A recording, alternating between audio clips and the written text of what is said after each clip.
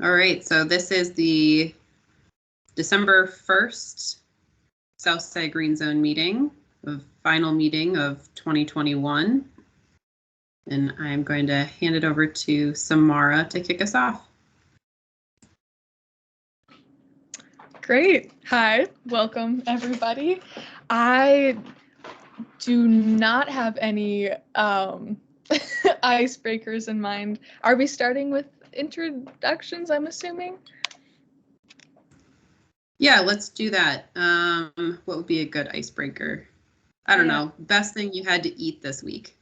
That's good. I like that. Okay, cool. Yeah, name, pronouns, best thing you had to eat this week. Kelly, do you want to go down the list so we don't miss anybody? Sure. Do you want to kick us off? Yeah, I can. I just need to think of what I ate this week. But hi, hello. My name is Samara Adam. I use they, them pronouns.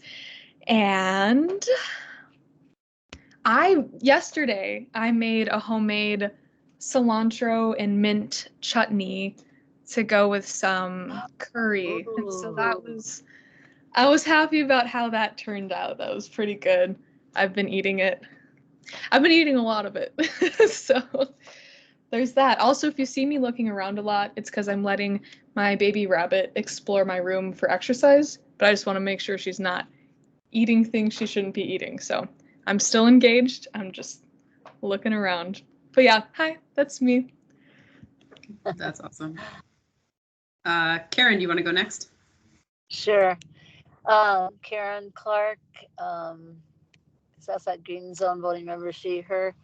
And the best thing I had was some Brussels sprouts that I picked off the stalks that we've grown in our field, and they were so delicious. Just steamed them, put a little butter on it, and I had 21 people for Thanksgiving, and served them, and everybody just loved them. They were really good. Fresh Brussels sprouts. Yum. Let's go to Steve. Hello, Steve Sandberg, East Phillips neighborhood resident, member of the EPIC board and the EPNI board, and also participating with the air monitoring here project. And I had some yummy pumpkin pie that had a gluten-free crust and some coconut ice cream on it. I think that was my favorite for the weekend. Sounds great. And welcome, Jose Luis. We're just doing introductions.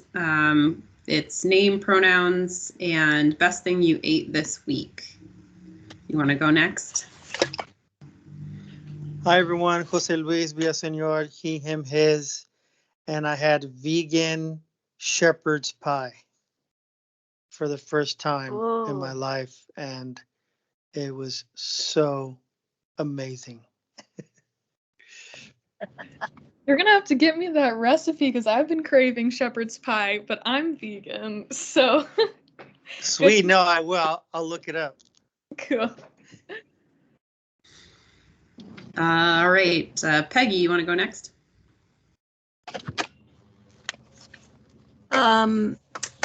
Hey, Peggy, she, her.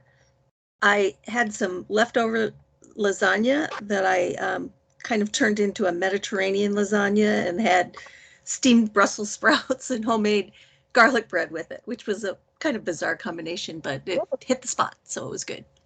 Oh. Awesome. Blake, you want to go next? Hi, I'm Blake, he, him, and my favorite thing that I've eaten this week was my aunt makes this Oreo pie, which is not vegan, mostly just sugar, but it's so good, and I look forward to it every Thanksgiving.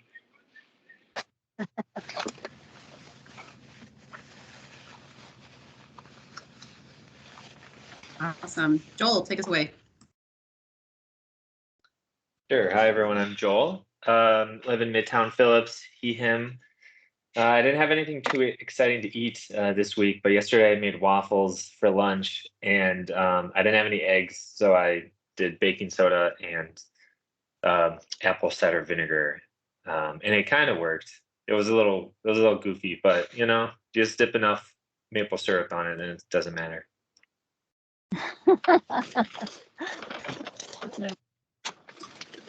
All right, well, I'll round us out. I'm Kelly Molman. I use she, her pronouns. My favorite dish of the holiday season is the stuffing. And so that was my favorite thing that I ate this week. And Cassie, welcome. We're just wrapping up introductions. Do you want to introduce yourself? And then we're sharing what is the best thing that we ate this week. The best thing that we ate? Okay, well, my name is Cassie. I live at Little Earth. I am a voting member of the Southside Green Zone.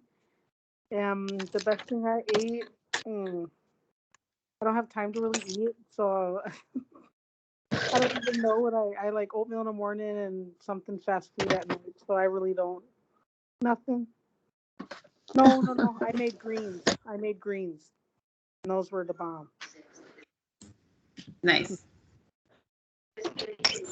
Awesome. Well, I think that everyone, I do want to note that we don't have quorum. Now, we're not surprised. Wasn't anticipating that we would.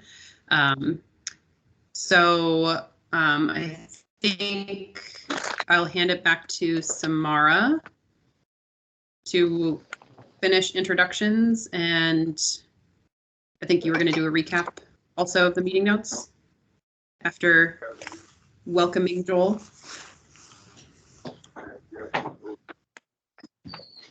Yes, thank you. For starters, Joel is a new member here, so welcome. Thank you for being here. And then I can quick go over the meeting notes. Kelly, definitely fill in.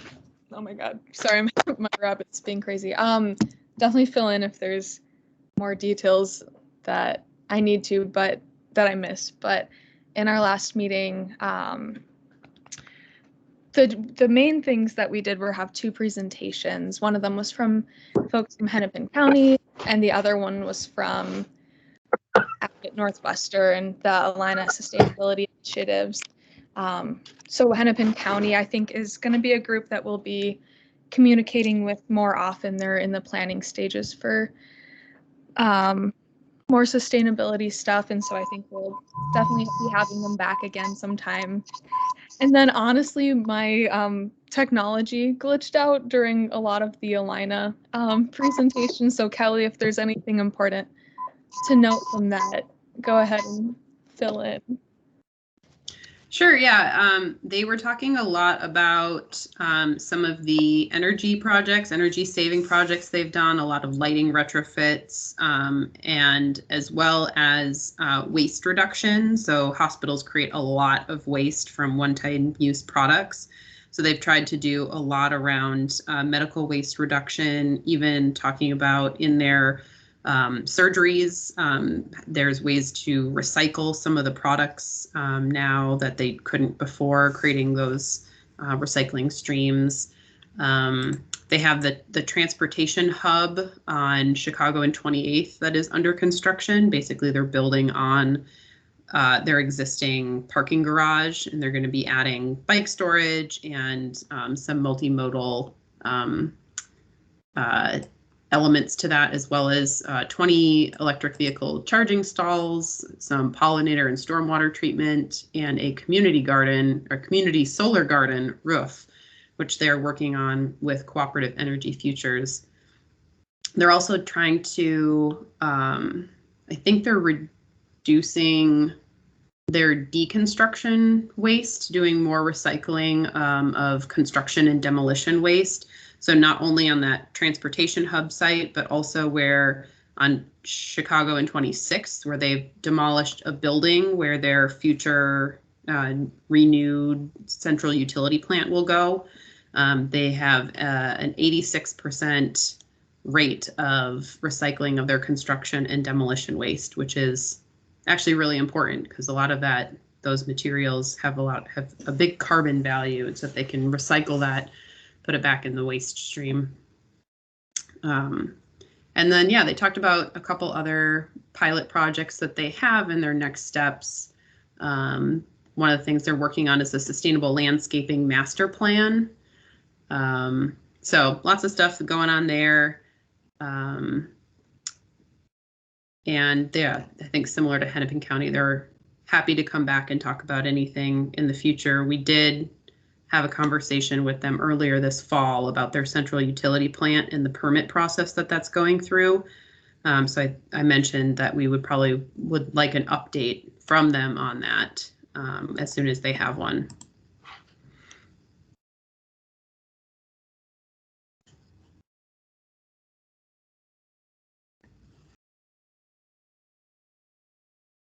Great, thank you, Kelly.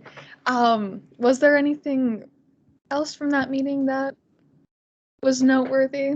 And if not, I'm going to hand it back off to you anyways for our sustainability update. Yeah. Oh, sure. Go ahead, Karen. Was there any discussion of the HERC at all? No. Abbott Northwestern, or I should say, sorry, Hennepin County did not talk about that specifically.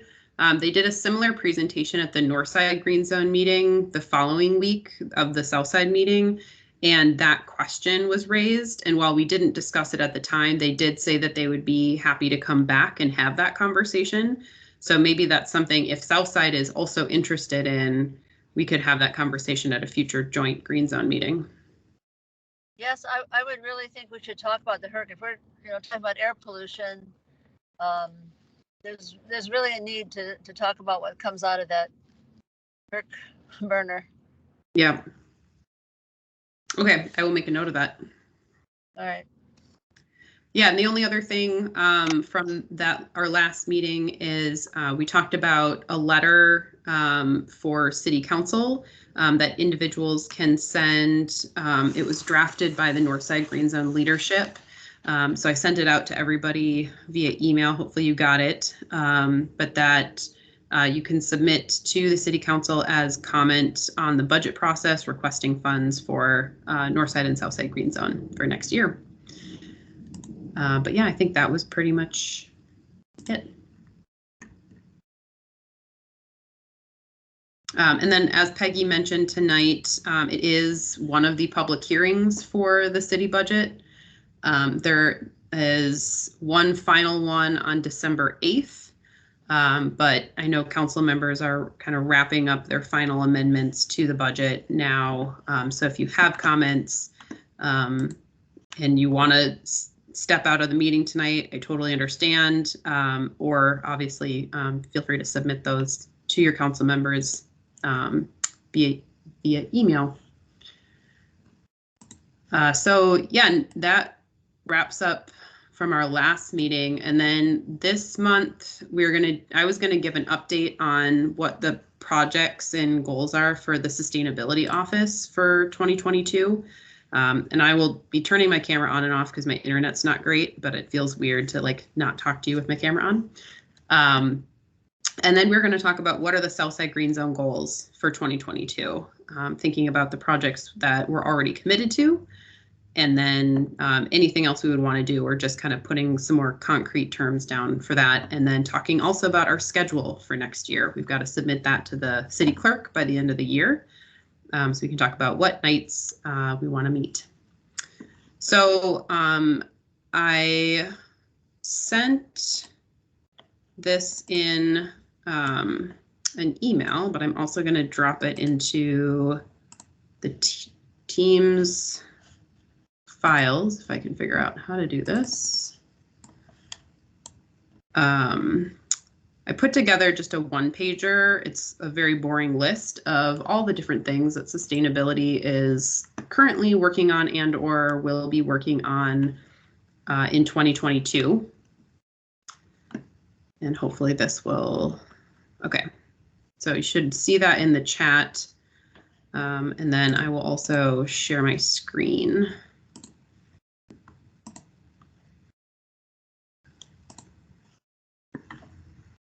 So one of the things, and I put this at the top because it's going to be probably our biggest lift for the year, is we're doing an update to the Minneapolis Climate Action Plan.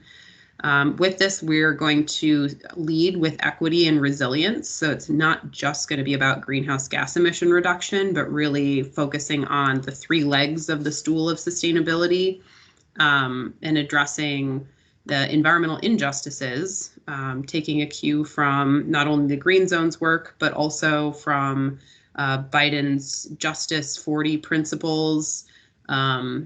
It's something that our office is taking very seriously, and with the plan being already 8 years old, it's definitely time for a renewal. Another thing that we'll be looking at within the plan update is transitioning to what are called science-based fair share targets for our greenhouse gas emissions. And this is basically saying that, yes, we need to go from our emissions being here to our emissions being here, but we also need to recognize that we basically have a total budget of emissions. So if you think about it as like your checking account, like if you have $100, your daily budget might be $10, or even if you need to wean yourself off, maybe you start at $25, and by the end of the week you can't spend any money, you have to be at zero. Well, you still only have a total of $100, and we've been counting our emissions year over year, kind of on this trajectory, like noting whether or not we make the goal or not, but we haven't actually accounted for like what that total sum is. And so if we have $100 and we're spending 25 each year, like we're going to run out of that total budget at some point. And so we're looking at what does the science say that we have for that total budget for our carbon emissions for the city, and then setting goals based on that. So that will probably likely be coming forward to city council and leadership in early 2022 with a request to then update the climate action plan with goals accordingly. Obviously, green zones committees are the work of our office as well, so we will continue to do that. The Community Environmental Advisory Commission is another city advisory board that our office staffs. We will continue to support them. The collaboration, we have a collaboration between Excel and Centerpoint called the Minneapolis Clean Energy Partnership. So that will continue. It is going into its 7th year. There is a project that I work on called the Twin Cities Peer Learning Energy Efficiency Cohort. It's a mouthful. It goes by Energy Cohort for short. And it's a group of neighborhood organizations and community-based organizations that are deep diving into how our energy system works and doing a combination of community engagement and outreach with residents and households who are typically underserved by our energy efficiency programs. And these are primarily renters, lower to moderate income households that don't qualify for income assistance, energy assistance that is income qualifying, but don't have the resources to just pay upfront or take out loans for costly energy upgrades, and BIPOC populations. So that work is going from its 2nd into its 3rd year. We also work on policy issues, so things at the Public Utilities Commission, at the city and other places, and even program design. So that work will continue. I may have mentioned previously this concept of resilience hubs. This is the idea that a community-based organization has the ability to operate during a time of crisis or disruption, and also help in the rebuilding. And so it's kind of like a community center, community organization on steroids, but with resilience as that particular steroid that it is taking. So we hope the city wants to figure out how we can support these. And to do that, we're going to kind of test it out with a couple. We've been working with Little Earth for a few years now on different components of Resilience Hub. And they now have a full-time fellow working there who is helping them move forward with weatherization and some other components of the work. And so we hope to continue to support that going forward. And then we've been starting to have conversations with Sabathani Community Center. And then there's also interest on the north side at the Plymouth Avenue Workforce Center that Jamez Staples and folks at Renewable Energy Partners are running. We also have a Minneapolis Sustainable Building Policy. So this is, what environmental criteria do buildings need to achieve when they're newly constructed or being significantly renovated. The city's policy for its own buildings was just passed by City Council within this last month. And so going forward next year, we're going to work on how does this work for projects that the city is providing financing for, so more of the the private sector, but that is receiving public financing. And this, I mentioned this because there is a tie to the Green Zones development criteria. They are referenced within the Sustainable Building Policy. So we're trying to figure out ways to incorporate the Green Zones recommendations for that development criteria through other policy avenues. And then one of my coworkers, Stacy, does a lot of work at the legislature. One of the things that she's been working on and plans to next year is statewide work to help update the state building code to make it more aggressive on energy and other environmental standards. She also does a lot of work at the Public Utilities Commission. So I don't know if any of you have seen headlines in the newspapers recently about rate increases that both Xcel and Centerpoint are proposing in 2022. And so the city will be commenting on that as one thing. There's also plans that talk about how they procure energy that they then sell to all of us. So are they buying more solar or wind? Are they still building gas plants and things like that? So we comment on that as a city to try to advance our environmental goals. There's one plan that they're going to be putting forward called, or Xcel just released, is called an integrated distribution plan, which sounds super wonky, but basically it's how energy can sort of be produced and connected into the system. And this has really important implications for us, for individuals to put solar on our homes, or for smaller businesses to put solar on their roofs, and then the ability or how Xcel then charges customers for that. So, what's the level of benefit that we see as a community in having that local resource versus how Xcel might monetize it. So in a lot of these things, there's almost nobody who comments on them. And so it's really important for the city and other organizations to get involved. And this last year, we had a group of community members and organizations get involved in commenting on the resource plan, or how the energy is procured. And we're hoping to figure out a way for the distribution plan to also have more significant community engagement. So I'll probably be sending a follow-up email to all of you to see if any one of you is interested in having a follow-up phone call, or kind of getting a 101 on what is this and why do we care.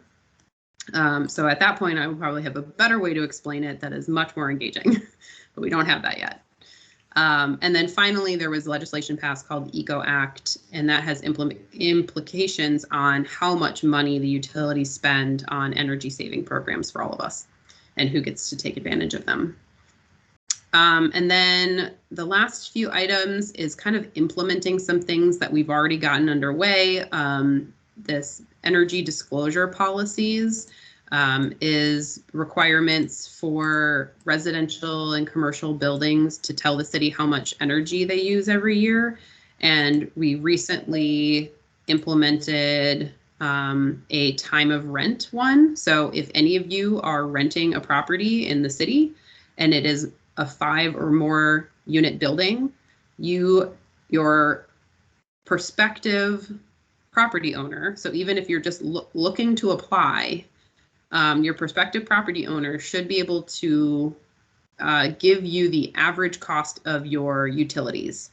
So in addition to your rent, they would tell you this is how much it's going to cost to pay for your electric or your gas. That is now required. That was never previously required. And next year we'll figure out how to do it for the 1 to 4 unit buildings. So it's just a way to provide more transparency in your total cost of housing, and maybe provide incentive for the property owner to improve the energy efficiency. And then also, so yeah, we were wrapping up the 100% renewable blueprint.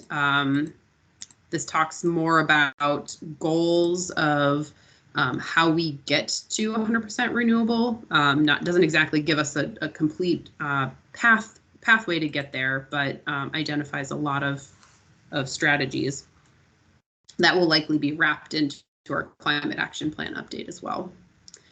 We're also looking at how we can support building electrification, also called fuel switching. So to achieve our deep greenhouse gas emissions, we essentially have to get off gas. We can't use natural gas for heating or really anything else going forward. And so we have to think about how do we provide our heating and water heating and stoves and laundry dryers and things like that, clothes dryers, with electricity instead of gas. And how do we do that in a way that doesn't cost more for folks, because we are already paying so much for our energy, and do it in a way that is equitable. So it's not just those who can afford it that are switching and getting the benefits of, no carbon monoxide in their housing or something like that. And then the last two here is really around promoting local solar. And then the last one, developing a plan to decarbonize the downtown district energy system. So for those who don't know, most downtown buildings are actually connected to a gas energy system that provides the heating and cooling for all the downtown buildings. Generally, the concept, it can be that it is more efficient than each building having its own HVAC system. But since this system is provided or is powered by gas, it is actually more carbon intensive than if individual buildings just did their own. So we have to figure out a way to decarbonize that system. And yeah, so that is the list of projects that we're going to be working on as a sustainability team. And one of the reasons I wanted to mention this before we go into thinking about how the Southside Green Zone wants to spend its time in 2022 is, in case any of these things sound interesting and you want either presentations on them, or you want to be invited to be engaged either as a Southside Green Zone member or just as a resident of the city of Minneapolis. Many of these things will have engagement opportunities. Some compensated, some not. So if there's anything on this list, again, you have it via email and I dropped it in the chat that looks interesting or you want more information on, you can either let me know now or by email or any other way you have to reach me. So if folks have questions, I'm happy to take them now. Otherwise, we can jump into Southside Green Zone planning. I don't have any questions, but thanks for going over that, Kelly. I'm interested in all of it, so I'll be looking forward to hearing updates. Cool. Well, I'm going to share my screen again. I put together hopefully a way that makes it more interactive for us to do this planning. Okay.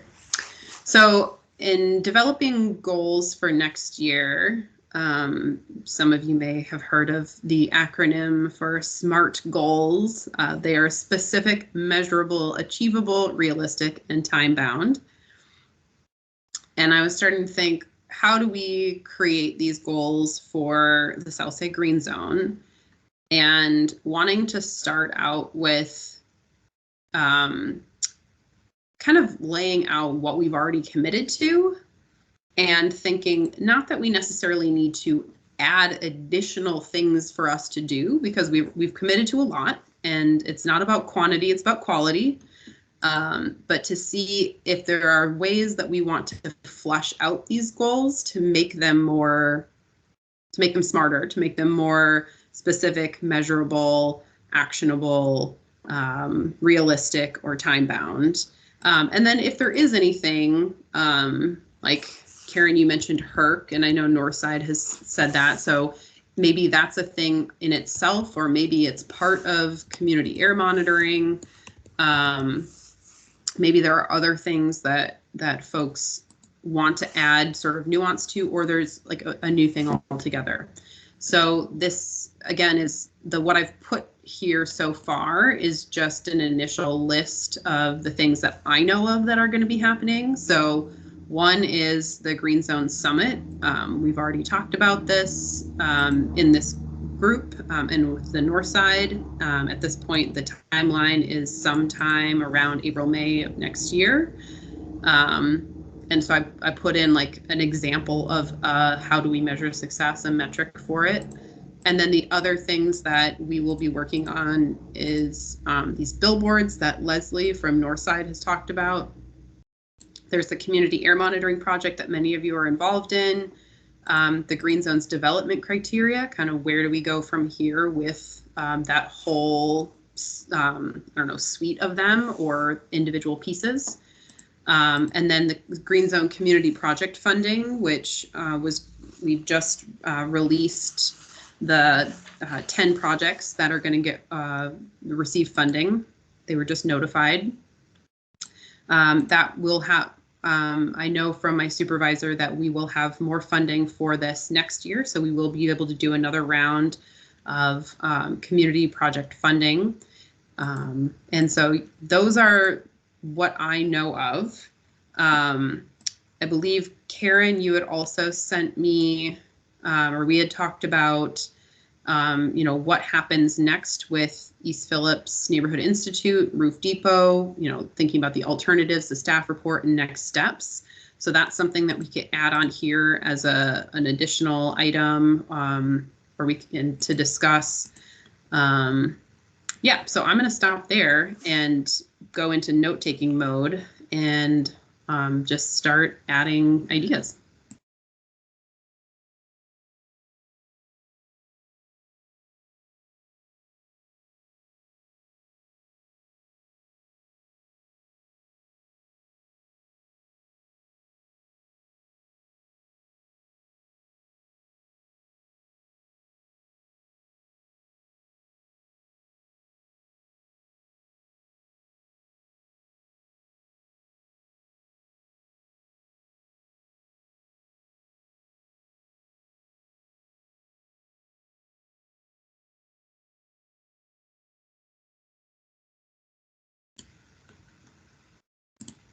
I'm also not afraid to call on people. So we can do a round robin if that's preferred. Karen, I specifically called you out, so maybe I'll start with you. Did you want to discuss more about the EPNI Roof Depot item that we had talked about previously?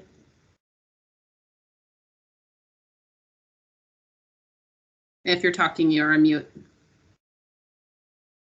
Yes, my phone charger stopped working. I just had to go into a store and buy a new phone charger, so I've missed the last, I don't know what, 5 or 10 minutes. I'm sorry.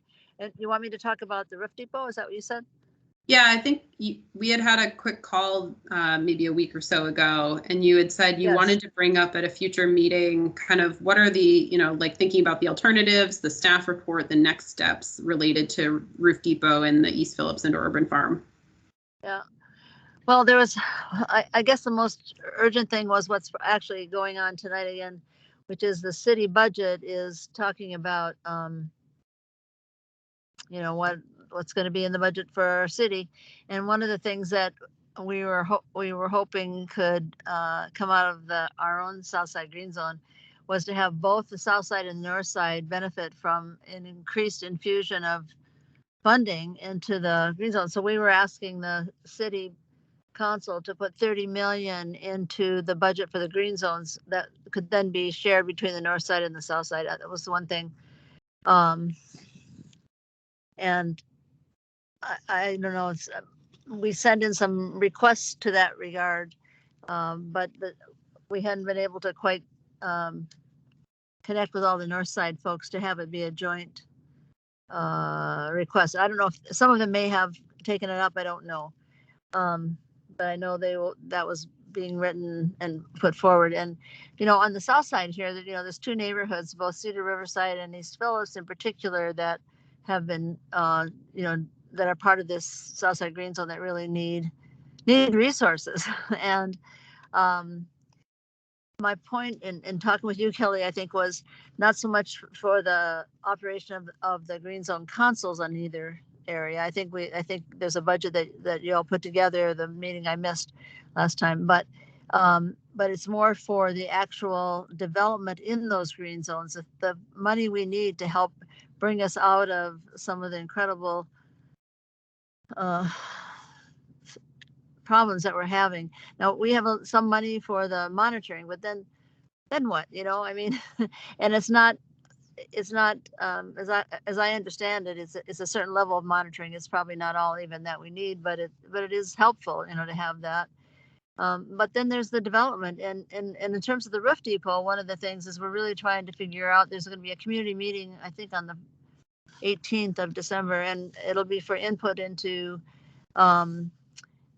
the efforts that so far have been put together for the roof depot, and asking folks, are there other ideas that people have? And then what I can tell you is the vote of the city council, the election of the city council was very good for the Southside Green Zone effort with around the roof depot stuff, because we now have a majority of support of the new elected officials. We were one vote down. We lost the last vote by 1 point, and that was to try to, go ahead with some development rights there. Lost that by 1 vote.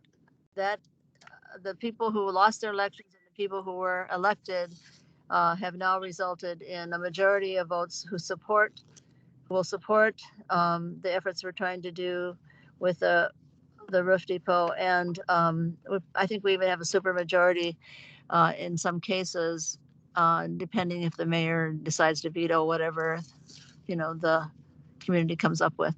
So I just wanted to report that. And my goal was to see if we could have a joint effort the next time we meet with the north side to really push for, with this new city council, push for additional resources for actual development within the green zones.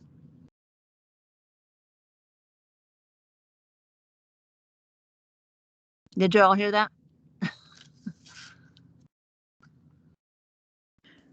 Yes, we did. Yes. Thanks, Sarah. For development costs,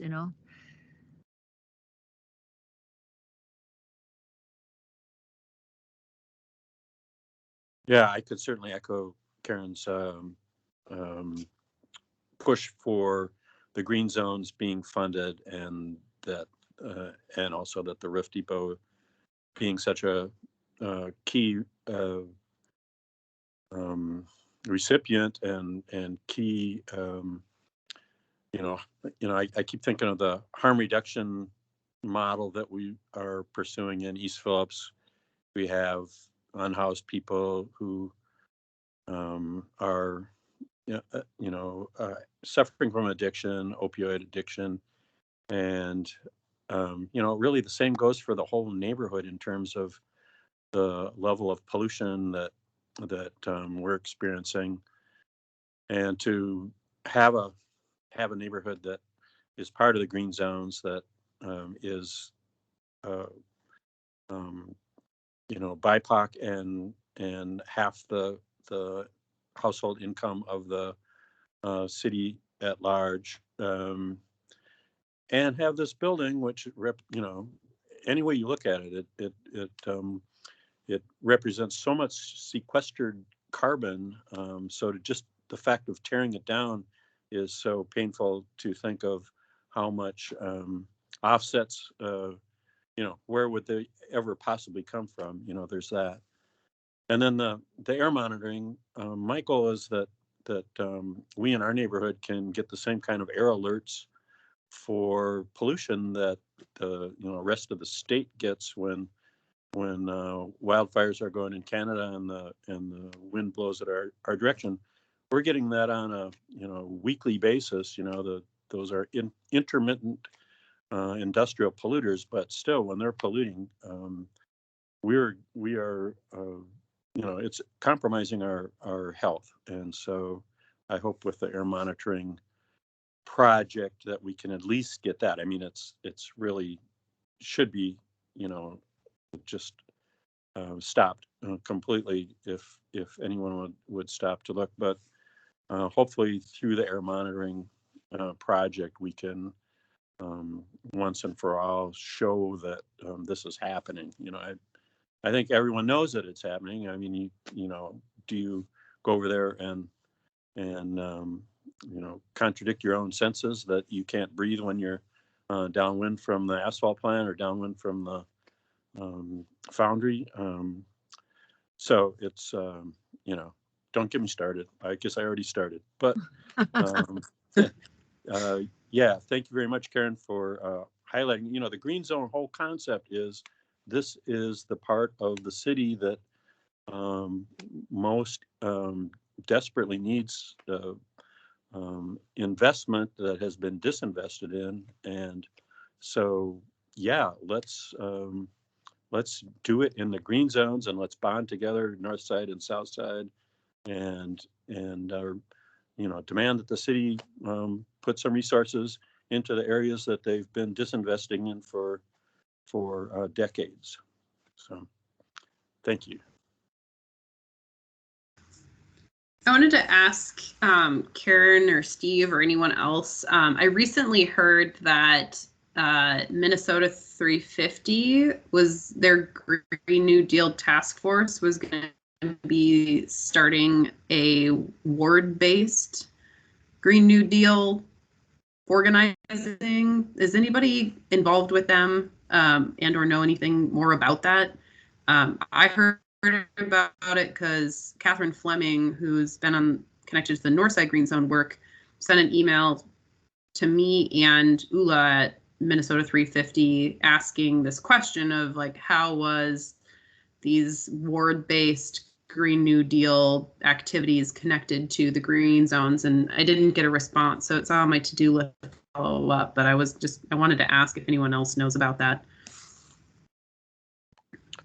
Yes, I participated. There was a Zoom call on, I believe it was Monday night, and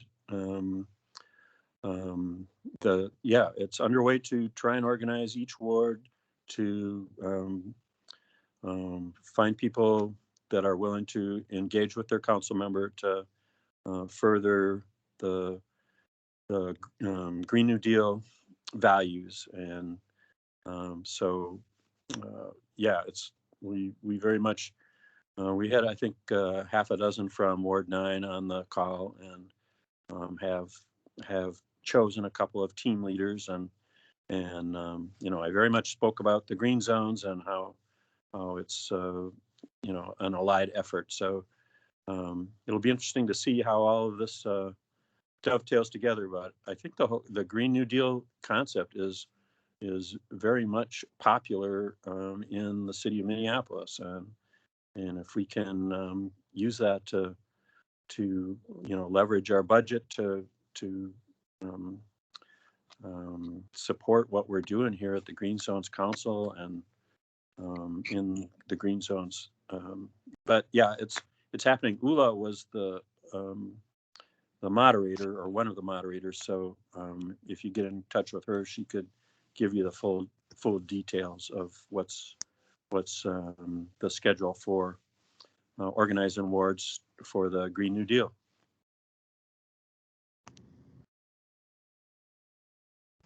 That's great. And it sounds like, Steve, you're going to be involved. Yep. Yeah, I'm on the Ward 9 team. Okay. Yeah, maybe I'll try to reach out to Ula, but if you could also keep us updated on how those conversations go and if there's ways to advance the Green Zone's work, or if that brings in new folks and we want to collaborate more or want to invite them to the Green Zone Summit in the spring. I think, it definitely feels very aligned. Yes, for sure. I will do that. Awesome.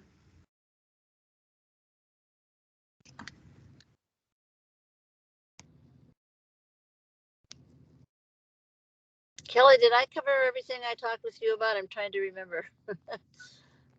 Yeah, I think that was one of the things. I didn't know if you wanted to mention anything more about specific activities with the Roof Depot site, beyond, the new council members. And I think when we had talked, you were saying, what are the next steps since the staff report kind of got daylighted, and thinking about alternatives. You kind of mentioned some of that, like this meeting coming up on the December 18th. Yes. Okay. Okay. So yeah, I didn't know if you had anything else you wanted to add. I don't think so. I'm just happy to be back on this call. No, I think that was mostly it. I guess what role can you play as kind of a facilitator to bring back our next? I don't know. We have our next North-South meeting set up. Is it set up? Do we have a plan for getting together again? We can create a plan for that. So part of our conversation tonight is I want to identify what is the best night and time for Southside to meet in 2022. And then I'll do the same with Northside next week.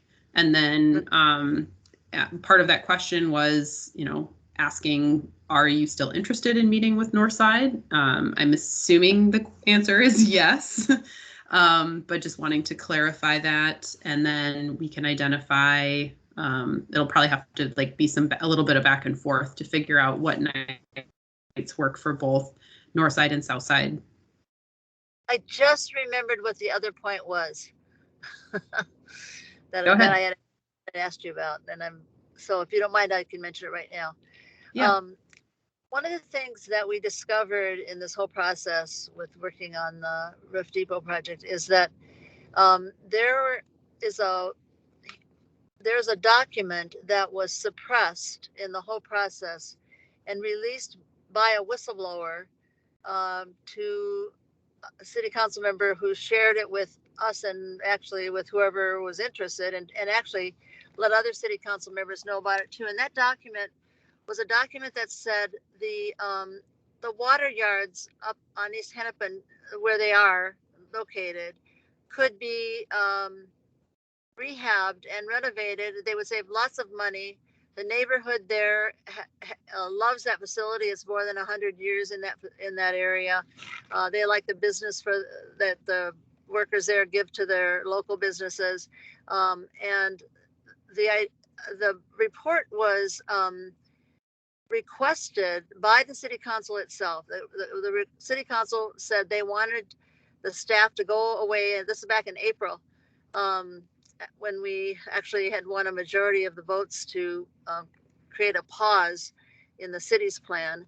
And they asked the staff to go away and come back with alternative sites other than East Phillips.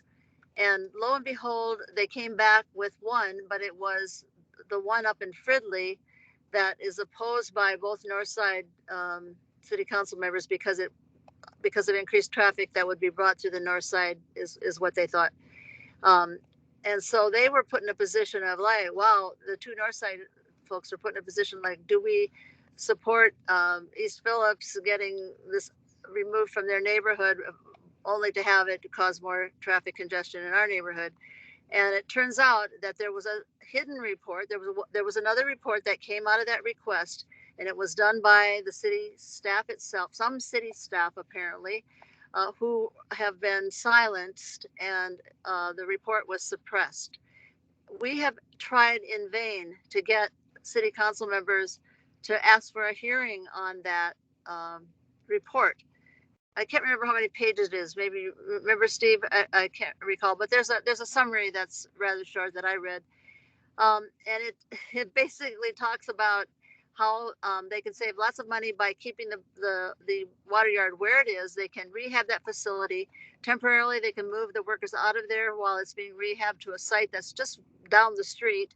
And then when it's all rehabbed and put back together, then so there'll be some new construction, then they can go back there, and the neighborhood would be happy about that. This is Marcy Holmes' neighborhood there, and so my thought was, well, if the city doesn't have any committees that are under the current leadership are willing to hear it, how about if we as the Southside Green Zone have a hearing on it?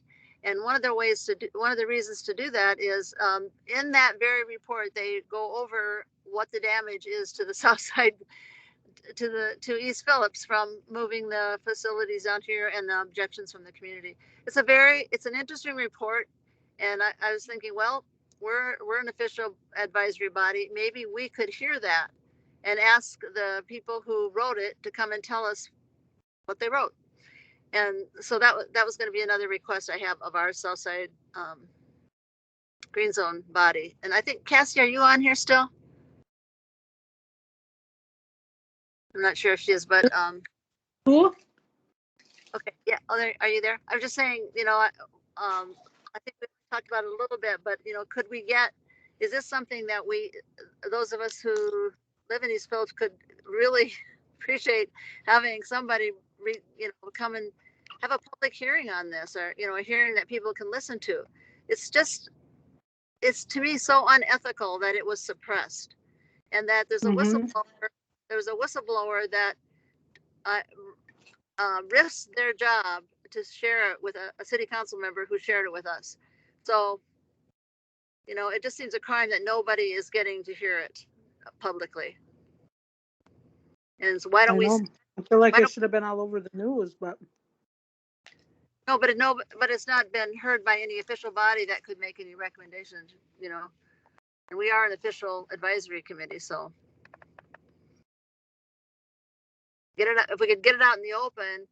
We've given it to the Star Tribune, and they sat on it basically, right? I mean, I think they wrote part of an article about it, but it's nothing that requires any accountability for the staff that I assume it's the staff that caused this to be suppressed.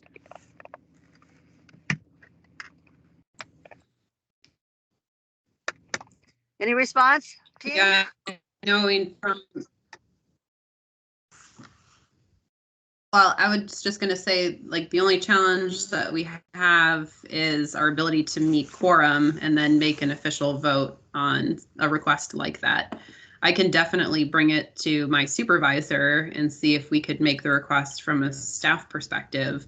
It just wouldn't be an official request since Southside Green Zone doesn't have quorum tonight. Okay, I think it could really highlight the Southside Green Zone, and probably maybe we get a quorum. They knew we were going to hear a suppressed document, and just like we've heard the reports from Hennepin County and from Alina and all of the other organizations, this is actually something that really deeply affects us on the Southside Green Zone, and it's something we talked about, and we've taken several resolutions, in support of the community project. So, yeah, can we do is there another way we could ask the members who are not, who are members to weigh in on this? With our meetings being online and for public meeting law, we have to take votes orally in this virtual space. So we would just have to get everyone to come together, which we have not been able to do. And I'm thinking timing wise too, you mentioned that incoming council members will likely be more sympathetic to the cause or maybe active in the cause. So we could also time it for early next year, or kind of, at least in the first quarter, to start bringing it up again. The first quarter means the first 3 months. I don't think we have 3 months to wait around. you know, I don't know if you all know this, but last vote basically will allow that happened, and we lost by 1 vote. The last vote of the city council will allow them to go over and start digging in that ground and encapsulating the arsenic that's there, and to build a parking ramp that they have authority, according to the last vote, to be able to do, and to knock down some of their own little buildings. They're not talking about they don't have the opportunity. Well, they say they won't have the big building until spring, but whenever they want, I guess they can go in and start doing stuff on the existing acreage that is part of existing waterworks over there, public works over there. So I don't have a desire to wait 3 months and have that. And I think this would be helpful to the new city council coming in, to have something coming from the citizens ahead of time, that from a citizens hearing ahead of time. So I just want to put it out there. Maybe people can think about it. I'd be willing to make a call to all of our or an email or whatever to all of our voting members and say, hey, would you come to a meeting to hear from the whistleblower who wasn't able to put the report out there? We'll have it at our Southside Greens, and I think we might get a little more attendance. I'm hoping. I don't know. I might not be fully understanding the whole situation, so I'm sorry if this isn't relevant, but do we need to vote on something, or could we just have an informational meeting? Oh yeah, we could just have an informational meeting. I didn't say we had to vote on it. Yeah, because I think that's a very important thing to talk about, and so even if we don't have quorum, I think we could just include it in our agenda. Okay. So building off of this table that we have here, what would be the timeline? So we'd want a presentation January or February? I would say in December. I mean, I'm not sure why we would be waiting, Kelly. This is, I'm not conveying a sense of urgency, I guess, very well, but I feel, and I think most of the people who are around here do too, because I don't want that arsenic released, and the city, no big deal. We know it's a very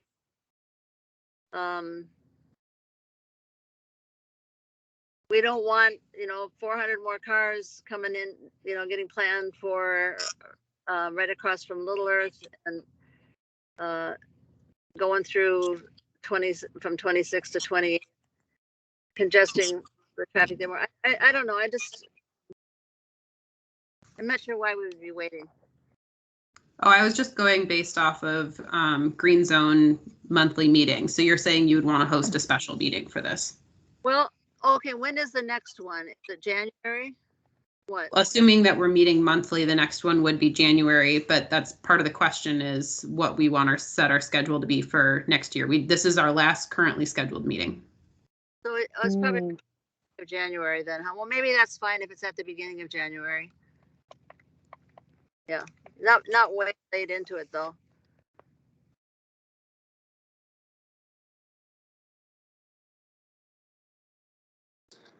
I think like a lot of people know like what's going on and what's at stake. And I think what's the most surprising news that that Karen's talking about is that they had something that they were that I guess I would say, just this is my own personal belief, that they knowingly kept hidden, for the fact that we had a staff person put it out there and request that no one know who it came from. But here's some new information that this is we know it's harmful, and we have another option for it to be way less harmful, way less expensive, and they know that, and they still chose to ignore it. And the fact that it's out there now and it's on a document, a city document, a staff document, and that, you know, knowingly was held from the community and from anybody really, I think is just really surprising and urgency in itself. And that was really brave that someone actually came forward, you know, like, hey, look at this. You're right all along. Yeah, I agree, Cassie. That was very brave action. And I honestly, I don't even know who it is. Like, I don't either.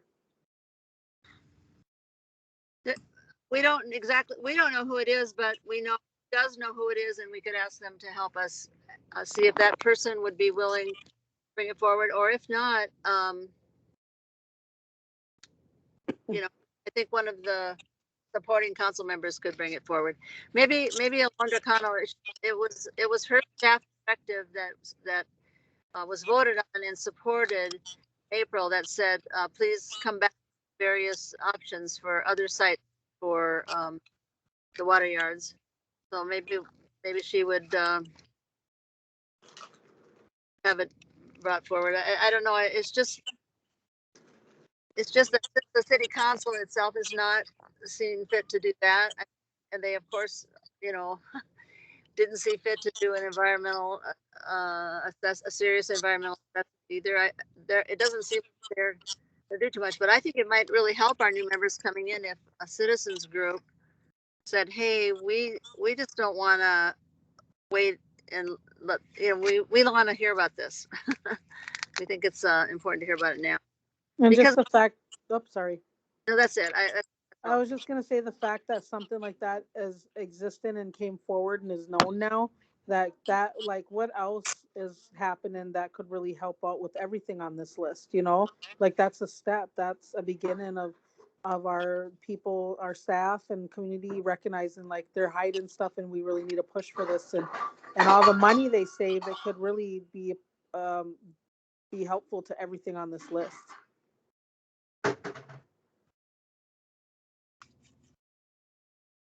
definitely. All right. Well, I have my follow-up on this to talk with Kim, and I think you've given me a lot of good talking points, especially just noting like this was created in response to a council member's staff direction. So, yeah, we'll see if we can get this teed up for January. It might be interesting to have this as a joint conversation with Northside as well, because the report talks about a site that's just outside of the Northside green zone, just to the east of it. And, you know, the Northside council members, Cunningham in particular, was really adamant about it not being at the Fridley site because of the traffic that would then be going through North Minneapolis. And it could then maybe tie into the other conversation around the development funding, Karen, that you mentioned. So I can bring this to the Northside group and see if they'd be interested in that as topics for our next, for a potential joint meeting in January. Thank you, Kelly. That's a good synopsis of what needs to get done. Thank you. Cool. Any other details that we want to add to this chart right now? I guess one update that I have on the green zone development criteria is and I told Samara and CoStar this, but I had a phone call with Shalini Gupta, who, for those of you who weren't on the Southside Green Zone a couple years ago, is one of our facilitators who helped us finalize the Southside Green Zone work plan.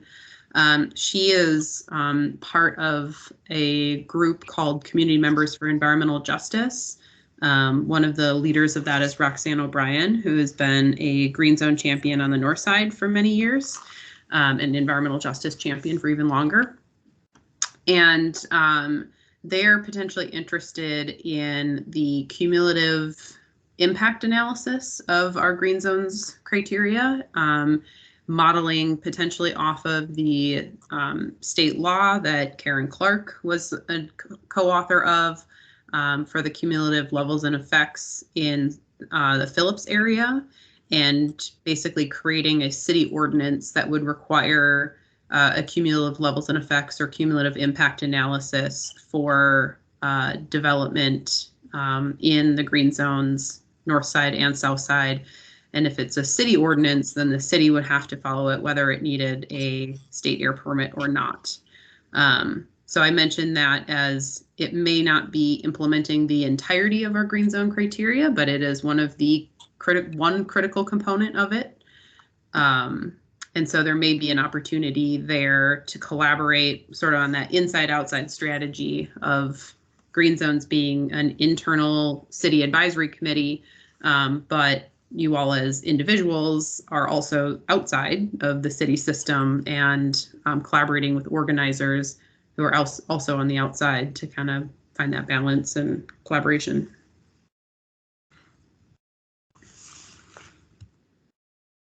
Yeah, that sounds good.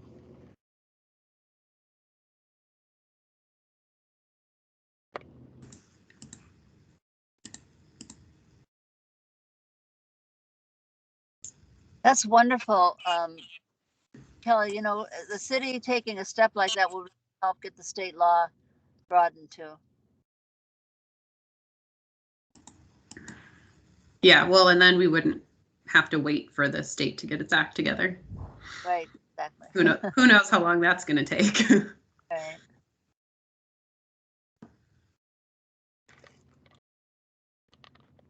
Well, this is something that we can keep coming back to month over month, and just kind of keep asking ourselves, reminding ourselves.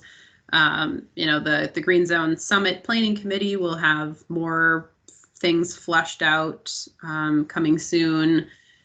In terms of billboards, I think Leslie Jackson on the north side would probably want this to be part of our next joint conversation as well. What's the message that we would want to get out?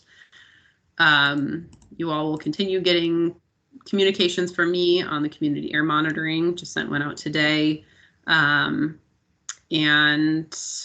yeah, so we've got plenty to keep us busy. And I know it's at least helpful for me to see it all on one page, and just kind of wrap my head around all the things that we're doing, and we can keep fleshing out the timelines and details as we go. Good. So next we were going to talk about schedule for next year. We won't be able to officially decide tonight because there are a number of folks missing, but for those of you on the call now, do you have a general day of the week that is better for you, day of the month that is better for you, and time of the evening? Right now we are meeting the first Wednesday of the month from 6 to 8 p.m. Is that time does this time still work? Or, you know, Samara, your schedule changes every semester. So just maybe we can go person by person. If folks have access to their calendars now, we can shout out maybe a few of if you can each provide your best day or best couple days. And anyone want to start? Go ahead.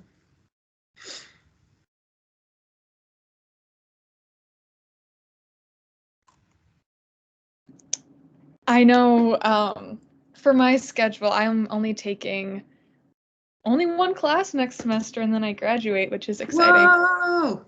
Yeah!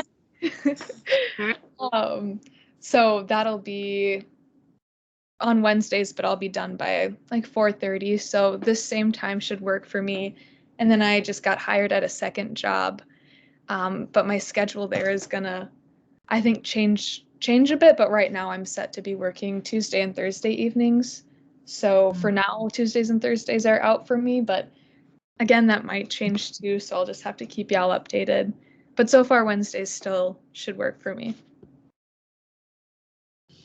Awesome. And then I saw Jose Luis posted Wednesdays and Thursdays after 4:30 work best.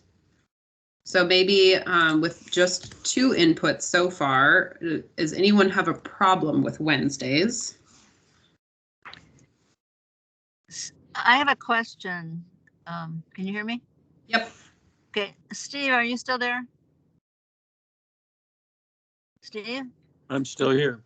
Yeah, didn't we just change an EPNI meeting to be on Wednesdays? Is that evening or during the day? That's our 5 o'clock meeting. Okay. So it's just at 5. Okay, so Is that every week? Weekly, yeah. so if we could, it's usually about an hour. Sometimes it goes over, but shouldn't be that much. We could. This will probably still work on Wednesday, I guess. Then. Yeah.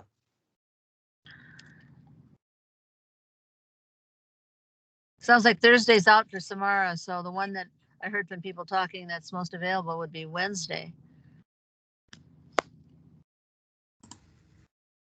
Is that right? Yeah, and we can always keep that in mind, Samara. If your work schedule ever changes and Thursdays open up and that ends up being a better night, then we can always switch to that. But we could start with Wednesdays for now. How about Cassie? Anyone else? Jose Luis post. There is a cute rabbit.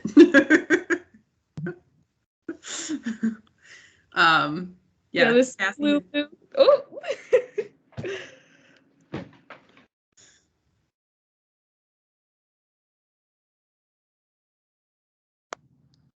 Oh, I just said that anything really after 5 o'clock for me, and then Wednesdays. I don't know. I know I know people don't want to be like later, do later times and stuff. So,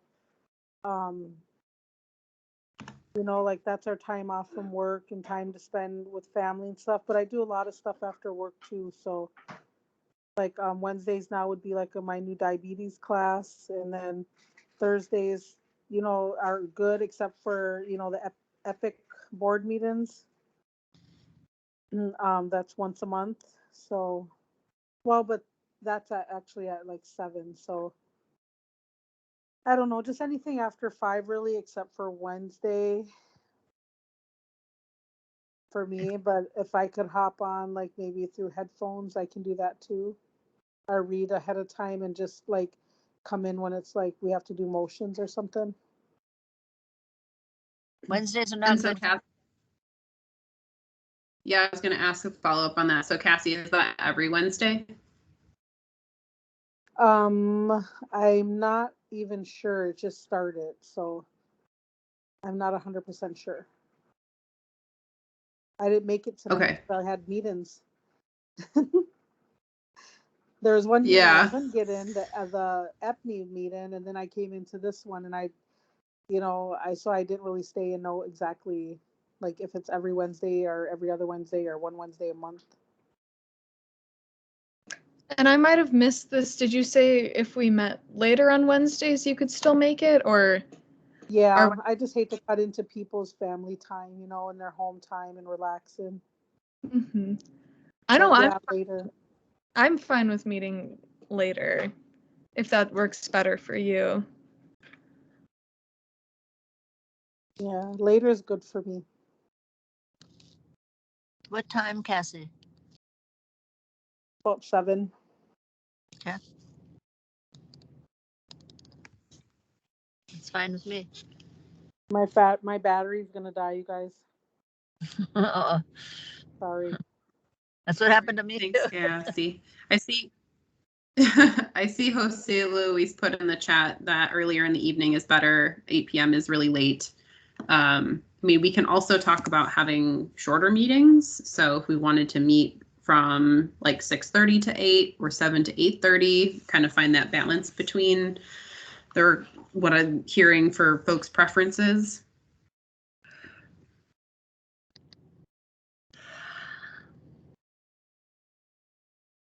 We could try one, and if that doesn't work, go to another. So I don't know. Does either 7 to 8:30 or I don't know about that. That's what I was saying.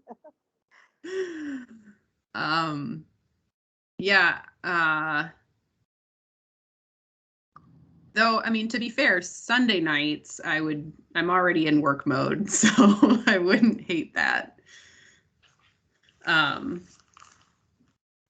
Please let me know what you guys decide on. I got one of my twins are crying.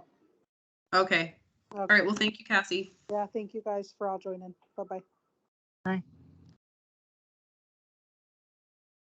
All right. So we could try 6:30 to 8 or 7 to 8:30. And then if, as you know, kind of check in quarterly and see if folks' schedules are changing at all. And then before Cassie jumped off, was she also saying that Epic has a monthly board meeting on Wednesdays? Yeah, Steve probably knows when that is. Are you on, Steve? No, she was saying Thursdays is a monthly, second Thursdays. Okay. Okay.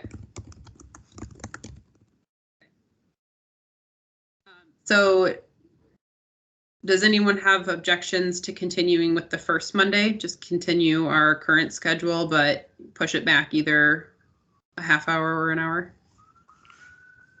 Sounds good to me. Did you say Monday? Sorry, Wednesdays, the first Wednesday. Yeah, okay. Yeah.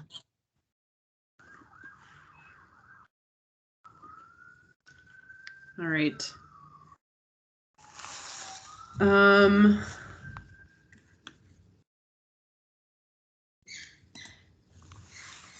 right, so we will go forward with that. Yeah, I mean, I don't really know how to make the decision in terms of balancing the doing 6:30 to 8 or 7 to 8:30.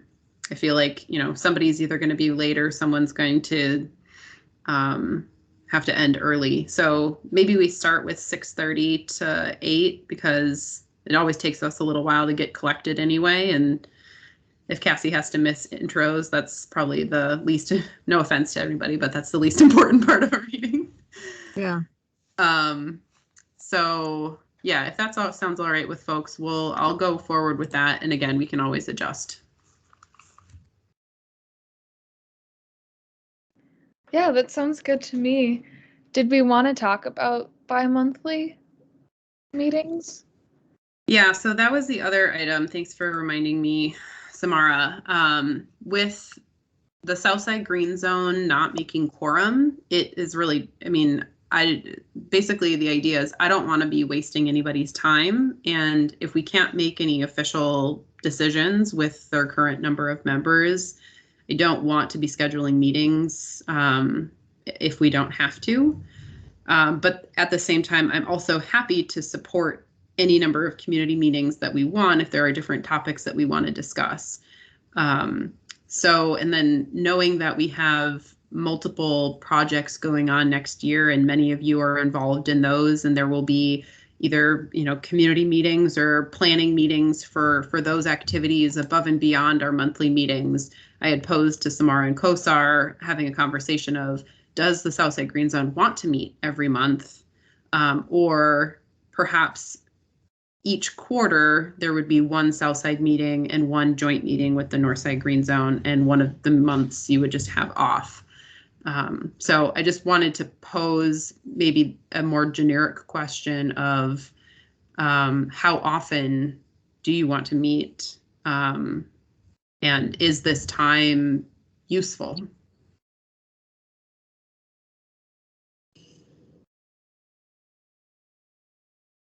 Do we know anything about why we don't, several of the people that used to be pretty faithful are not on here tonight? A couple of folks I stopped hearing from. So Atisha and Zainab, and I think it's mostly due to schedules getting busier. Kosar has had a work conflict the last 2 months. Trying to think. Megan's not here tonight, but I know she has been attending regularly. Who else do we have? But one of our challenges is we do have 8 open seats on the Southside Green Zone Council. So when a few people are missing, we just can't make quorum. So right now, our vacancies are posted online through the end of the month. Supposedly Councilmember Cano is helping with some recruitment right now. I haven't seen any new applications come in. But I mean, it's a challenging time to be asking people to volunteer their time on a city appointed committee. There's not a lot of trust in the city right now. And so I totally understand. And people are overwhelmed and stressed. And so, you know, it's hard to ask more of community members. But yeah, those are kind of the reasons.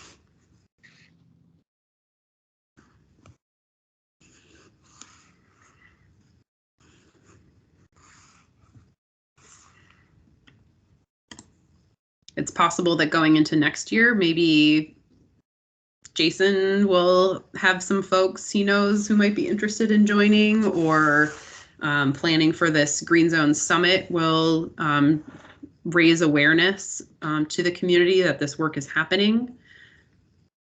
But until then, until we have quorum or more members, I think the question that I'm posing is like, is this useful time spent? Yeah.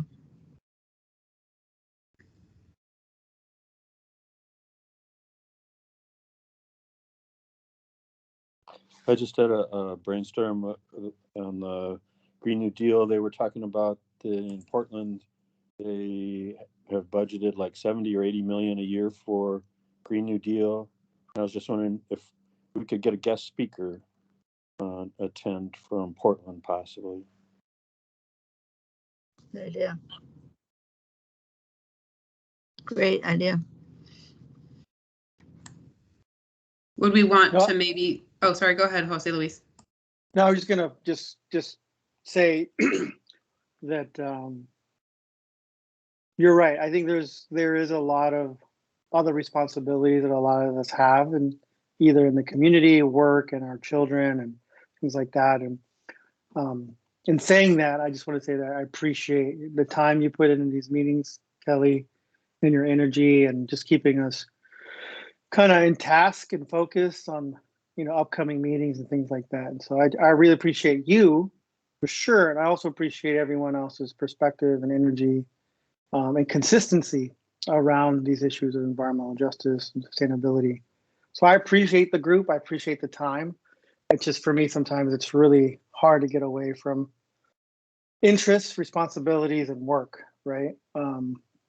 So that overlay with my values of, radical cultural resistance. But so I just want to say that, because I know that a lot of folks are out there that are not here. I always like to assume they're doing beautiful, better, bigger things, not think any less of that.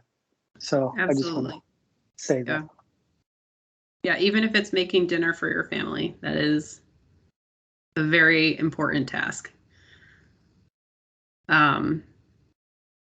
Steve, to your comment, do you think it would be helpful to have speakers on the Green New Deal from Portland and also invite Minnesota 350, so it kind of ties in what they're doing? Is Minnesota 350, are they talking to Portland? They referenced them, so I would kind of guess that yes. Yeah, I would think that would be a good way to approach it. Yeah, contact them and see if they would like to join a meeting of ours, and if what they think of the idea of, if they know someone that would be inspirational from Portland. Yeah, that's a great idea. Okay.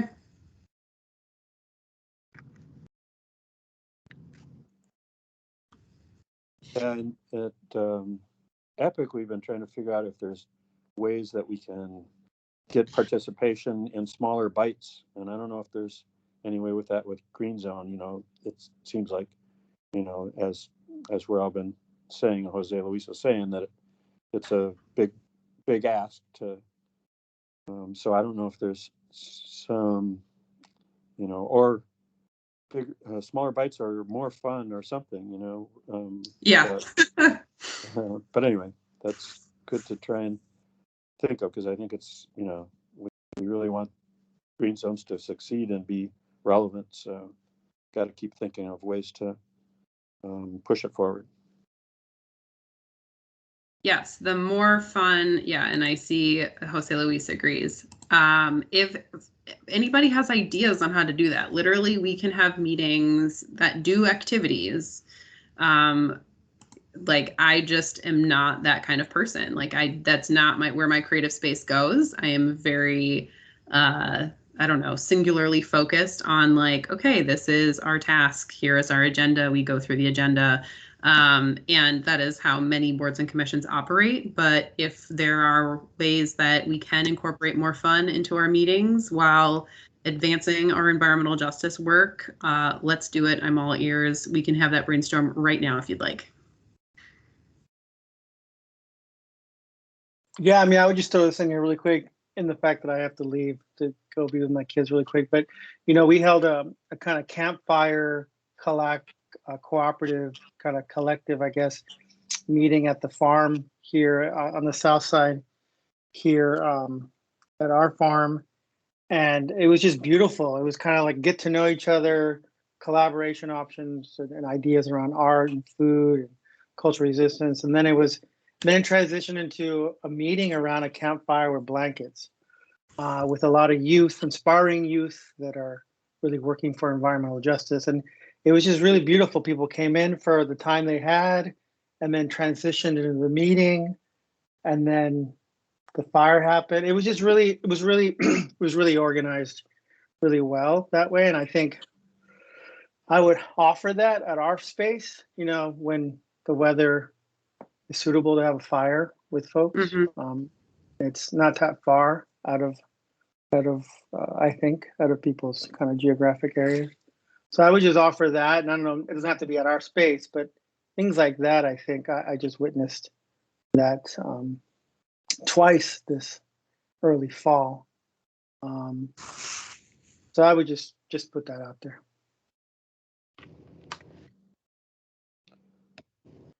Yeah, no, Thanks for that. Yeah, I know the virtual space makes it even harder. And right now, the city clerk's office is interpreting their rules as either we're having all of our meetings virtually or at some point we will have them all in person. And so right now we're having them all virtually. We actually had a Northside Green Zone meeting in person at the end of August, and I got in trouble for it because I was apparently breaking the rules. So I promised I wouldn't do that again until the city clerk's office allows in-person meetings. But I will definitely keep your site in mind, Jose Luis, for when that comes around. So, Kelly, is the reason for the city clerk doing that because you want to have it recorded? That wouldn't have to be. I mean, is that the reason? Yes, that So, is one of the reasons. I don't understand otherwise. I mean, and couldn't we figure out recording outside if we needed to? I don't know. I just like the idea, Jose Luis. I think it's a cool idea. And how does the city clerk get so much power to say when people can meet? Or how people Great. can meet?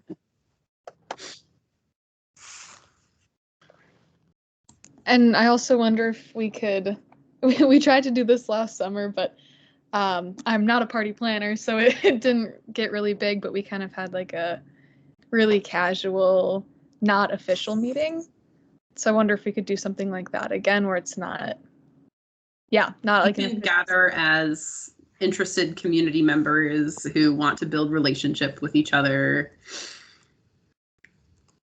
Especially if we're not making quorum, then we're not breaking any rules. Yeah, I don't know. You know, I thought that sounded really great, Jose Luis. And if we could, you know, online, if we could come up with like a guest artist to, you know, in the space where we, you know, go around and say something, if we had a guest artist or a DJ from Cali Radio or some little spark of art that would start out the meeting. If I don't know if that would make any difference at all, but at least it would amuse those of us or edify those of us that show up, I guess. But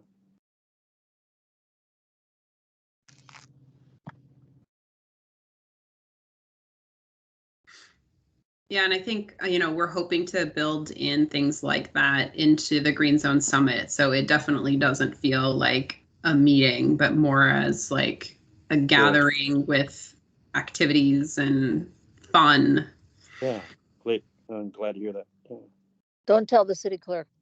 Yeah.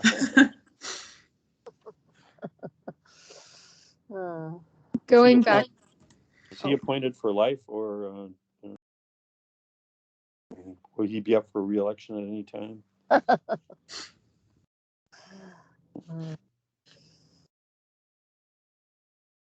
Sorry, go ahead, Samara.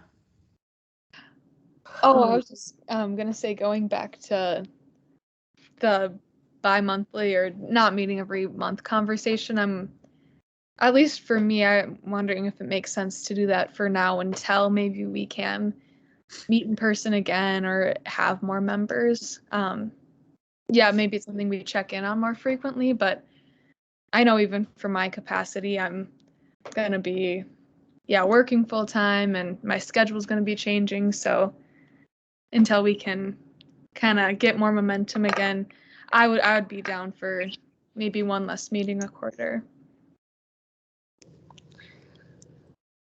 I would just like to say that I hope we still meet in January at the beginning, because for the reasons that I mentioned earlier. Yes, I'm still hoping for that too. Yeah, that sounds good. So I'll talk with Northside Green Zone about meeting with them in January. And then as the Southside, would we want to take February or March off?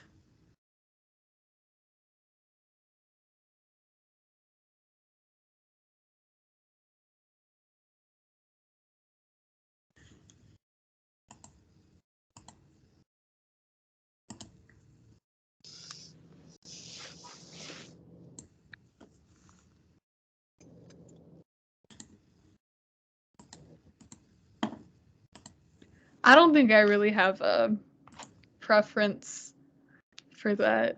Does anyone else? No, except if we have a really good meeting in February, it'd be nice to have a follow-up a month later. I mean, excuse me, in January, it'd be nice to have a follow-up in February. So if it's between those two, let's take off March. I don't know. That makes sense to me. Okay. All right, well, we will try that. And if for some reason we want to call a meeting in March, we can make that decision in February. Yeah.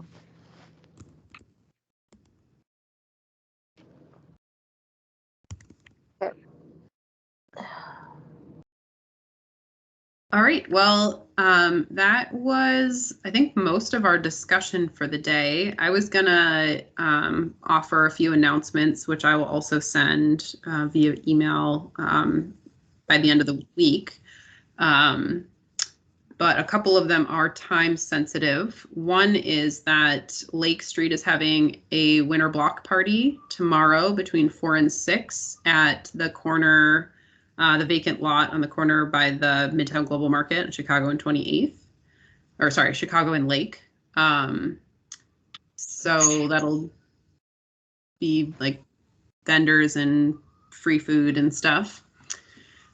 They're also... Sorry, go ahead, Karen. What time? Sorry. What time did you say? From 4 to 6 p.m. Okay. I also saw that there are organizations that are gathering under what's called the Lake Street Alignment Process. That is around how to reimagine and rebuild Lake Street with racial, economic, and environmental justice at its core. They have 3 listening sessions coming up. One is December 6th, that is virtual. One is December 9th, in person at the Midtown Global Market, and one is December 10th, in person at the Blaisdell YMCA. I did send them an email, and I sent them the Green Zone development criteria, as well as the letter that Southside Green Zone drafted in the summer of 2022 called Rebuilding Our Community, or Our Beloved Community, or something like that. But if anyone wants to participate, I will also send that information. There's a link to RSVP. As I mentioned, the we announced the awardees of the Green Zone Community Funds just this last week or so. So I am happy to share a list of who those recipients are. One is Women's Environmental Institute for East Phillips Organizer. So Karen, if there's anything you want to say about that, feel free. Otherwise, if folks have specific questions, you can direct those to Karen. Yeah, I can just say the money is to go for two things. It's to have translation and interpreting for some of the organizing that we're doing in East Phillips Neighborhood Institute, and make sure that it's in all the languages that are prominent in our community, and also to put some signage up that would show where the green zone is. You know, and in the Southside Green Zone. That's awesome. Another one of the projects that was awarded was with the Midtown Greenway Coalition. They're putting up a sort of a artistic lighting display that will be lighting an overpass of the Greenway partly for safety reasons, but also to celebrate the multicultural elements of the community. And they have a call for artists that is out right now. Applications are due on Friday, but I just saw it today. And so it looks like all of the funding we're providing them, plus some more, will be offered to the winning artist for the design phase, and then will result in the design, which will then they'll get funding for the construction. So that's pretty exciting. And then the last update I was going to share is that Hennepin County, the folks who presented to us last month, have an email, or they've emailed me their summary of all the community engagement, including from the Southside and Northside Green Zone, on their natural resources strategic plan. And so I will send a link to that if folks want to look at it.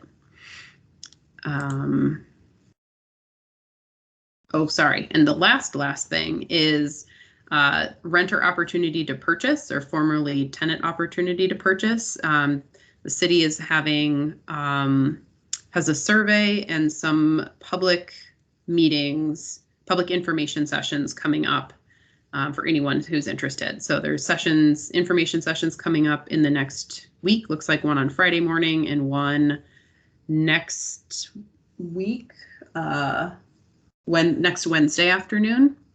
And then there's a survey to provide input, and that's to develop the ordinance that will create the renter opportunity to purchase. And those are all the announcements I have. Does anyone else have announcements you want to share with each other?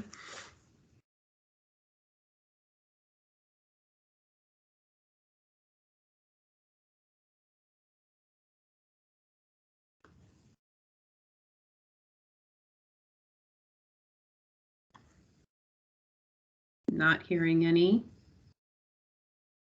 Cool. Well, Samara, should I hand it back to you to close us out? Sure thing. We don't have an official way to close out, do we? I don't think so. I'm just looking at our agenda really quick. Yeah, I think that's it. Thanks everyone for coming and for being here, having good conversations.